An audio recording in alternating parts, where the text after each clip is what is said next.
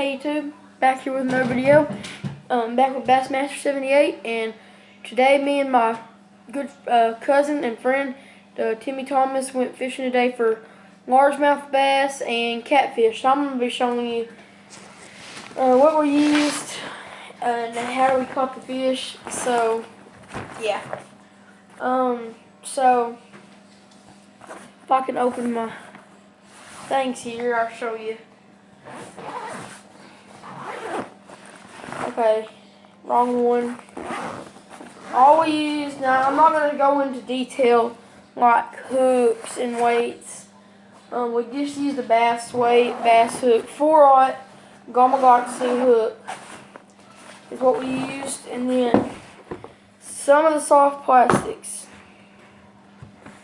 Is it some soft plastics that we used? The thing that I caught one of my fish on was a watermelon red flake baby brush hog. They're pretty effective. I love them. I mean, I like them. They're okay, but they're not my favorite. I like regular brush hogs better than the one with flake. And then there's also a few things that we traded out for 3 baits. So this right here is a good bait that I'm probably going to stain. It was just paddle tail. But yeah. Then we have 2 red. The ones, yeah, both of them are pretty much unused. These work really good, and you can't really get them anymore. They work super good. I love them. Literally, like, they're good. They're one of my favorite baits. So yeah, that's something that we caught fish on. And then he caught a fish on, I told him we'll make a video, and he said, well, we need to catch fish if we're going to catch fish, and because we told the camera that we were going to do some fishing, catch a good bass. Well, he used the red shad Senko and caught one by popping it off the bottom, and I caught one just dipping it down in brush, like just everywhere. Seems to be more effective when you dip down in the brush. It just does. Honestly, I'm not sure why, but it just is. And then we have 2 more. Well, I thought. I guess not. Oh yeah, we do. Hold on. There's 2 more that we were using that were pretty effective. If I can find them. Here they are. But there was 2 things. This is working pretty effective. The big 10 inchers. I got 1 left, but. And then frogs. Frogs were working okay. They weren't the best, but again, they were okay. And then for catfishing, we were using, for catfishing, we were just using bread, old bread. That had been sitting in the cabinet for, what, about a month, because I left it in there and forgot all about it, so we used it and caught 11 catfish. We just used a 1/4 ounce hook, 4/0 Gamakatsu hook, and then we just used bread balls. We just roll them up in our hand like this, do that, and that's about it. So this is how we caught all our fish today. Hope you enjoyed. I'm going to be making more videos often, and just real briefly, I'm going to show you how to rig up a few things. Not many things, but I'm just going to show you how to rig up a, what are they called? Drop shot. So I'm going to show you how to rig up a drop shot leader. This is the way I do it. You know, you don't have to do it this way, but it's just my way of doing it. So, without further ado, we're just gonna rig it up and show you how to do it. You can use these hooks. They work pretty good, but I'm thinking about using one. but I'm not going to use that today. We're just going to use a regular drop shot stuff and rig up a drop shot rig. So, the pond eye fish, let me get this out of the way.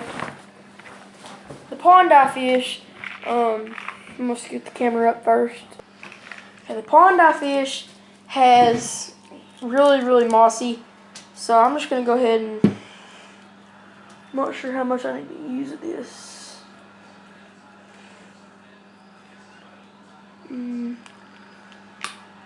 About this much, about, I don't know, 3 foot or so.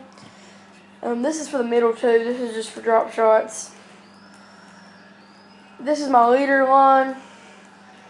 I don't ever use leaders, so I just buy 25-pound test big game tri-line by Berkley. Good line. It works the same as everything, so I wouldn't. Some people think differently, but I don't ever worry about them kind of people. So all you're going to do is just tie a knot through this hook. If you're wondering what hook this was, this is a 1/0 KVD Mustad hook. It is a extra wide gap 1/0 wacky hook. But I use it for wacky rib, drop shot, mainly drop shot because that's just something that works great. And if you not notice this, I use it for crappie too. Use this for crappie, bass, mainly bass, but probably. Oh yeah, I use it for catfish a lot too. Some hard line to break though. There. It's a hard line to break. I ain't. Dang, it's hard. I'm telling you, it's hard to break. And then you're gonna go about another foot down, because it's about 3 foot, I'd say. You can put that up there, and then you're gonna take your weight and then run all the way down with it.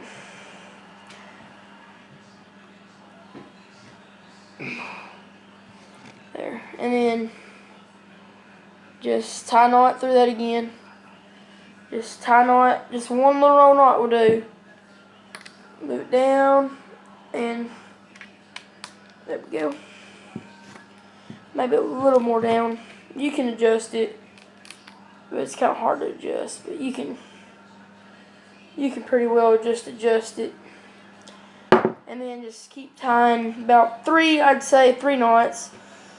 Doesn't take very long to do. Make sure you got the right line too, because if you don't, this is not going to work out. And I make about 10 of these a year in the wintertime for the months. Just months of May. I start fishing in July, and on the winter, I just stop fishing pretty much for that period of time, because you're usually not going to catch many. I ain't going to say you ain't going to catch none, that's not true, but I do most of my catfishing in the wintertime.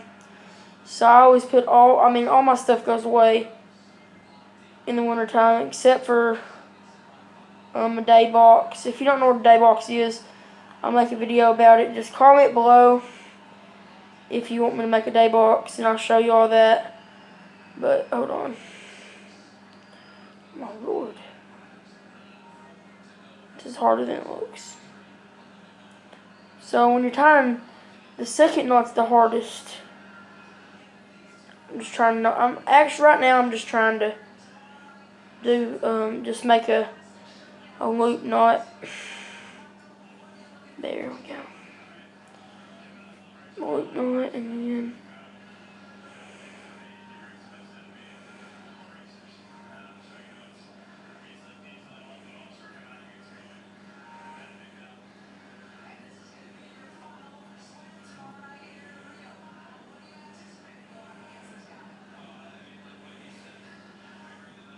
okay. So now that we got that, you're gonna go through the loop and then back the way you came. So just through the loop. Dang, Dang, if I can get this right, I don't know if I can.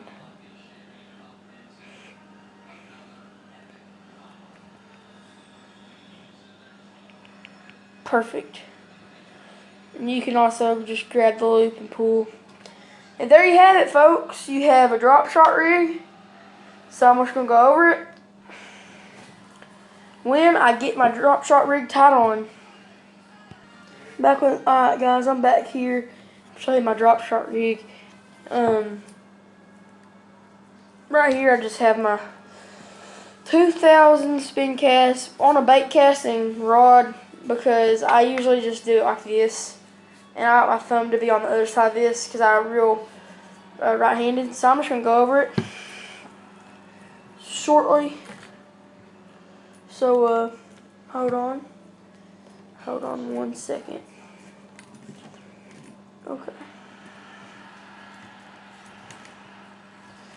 Okay, so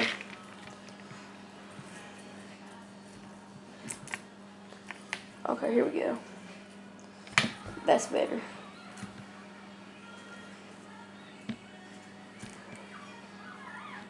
There we go. Do this so your weight don't get tangled up. It's just better when they don't get tangled up.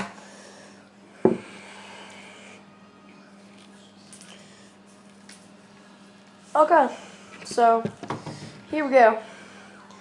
So first you have your extra wide gap wacky hook, and I'll leave the line right there, so that way, this is heavy line, guys. You gotta remember, it's really heavy line. See, it makes it a little weedless, a little bit, not much, but you know, it makes it a little weedless. And then you have your hook. This is a super strong hook. Watch this. I'm barely gonna snag it. Look at that. Barely even snag my skin. Get it. Penetrates for good. Then you move about, I'd say close to a foot down. You have a big weight on here. When you're deep, I'm gonna be doing this on drop-offs, and then you just got another foot of leader. So I'm just gonna go ahead and try and do this without failing. Whoa, it's better.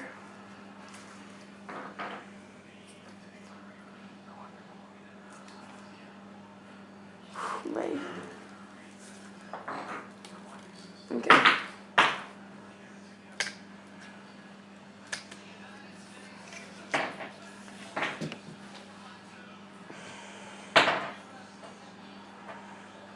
The way you can tell when you got green, I like to get green line with white line. It just helps me a little bit better.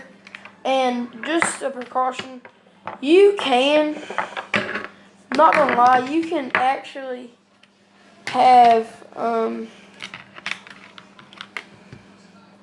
not gonna lie or nothing, but you can actually have your line twisted around the pole before you actually hook it to your ring or whatever's on your reel. Like I just hook it through the stuff.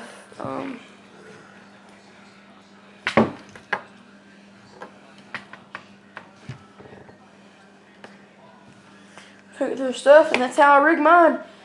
You can do this anytime you want, but this is my reel and rod that I do my drop-offs with. So I gotta get off here. It's pretty late.